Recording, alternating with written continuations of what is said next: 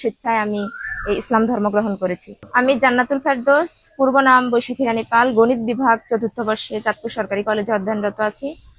ইসলামের প্রতি আমার ভালো লাগা থেকে ইসলাম নিয়ে আমার ঘাটাঘাটি করা, আমার মনে হয়েছে যে আমার বিষয়টা জানা উচিত যে আসলে আমি যে ধর্মে আছি সেটা সঠিক কিনা। তারপর আমি ঘাটাঘাটি শুরু করি। আর আল কোরআন নিজেই আমাদেরকে চ্যালেঞ্জ ছুড়ে দেয় যে আল্লাহর সর্বশেষ আসমানি কিতাব হচ্ছে আল কোরআন, এবং এটি আমাদের একমাত্র দিন হচ্ছে ইসলাম। তখন আমি এগুলো নিয়ে ঘাটাঘাটি করার পর এক পর্যায়ে মনে হলো যে না, সত্য ধর্ম হচ্ছে ইসলাম এবং আমার সত্যকে অ্যাকসেপ্ট করা উচিত। আমি অতঃপর সত্যকে গ্রহণ করি 2023 সালের দিকে। এখানে আমি ইচ্ছা আমার স্বেচ্ছায় রবকে বেছে নিয়েছি। কারো কোনো প্ররোচনা কিংবা কারো কোনো প্রেম ঘটিত কোনো কিছু এই কারণে আমি এখানে আসিনি, সম্পূর্ণ নিজ ইচ্ছায় আমার এখানে আসা। কোন কলেজে পড়ো? আমি চাঁদপুর সরকারি কলেজে আছি। দেশের বাড়ি হাইমচর। বাবা মার নাম কি? আমার বাবার নাম কালীপদ পাল, মায়ের নাম উজ্জ্বলা রানী পাল।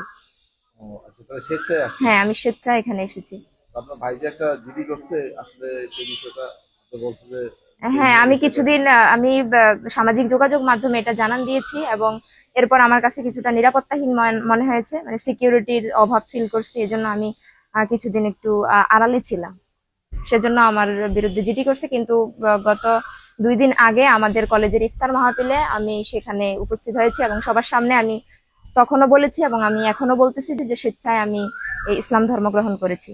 এবং তখনই আমি আমার ভাইয়ের সাথে কথা বলেছি, জানান দিয়েছি যে আসলে আমি নিজ ইচ্ছাই এক পরিচিত একটা জায়গায় আর কি আমি ছিলাম এতদিন।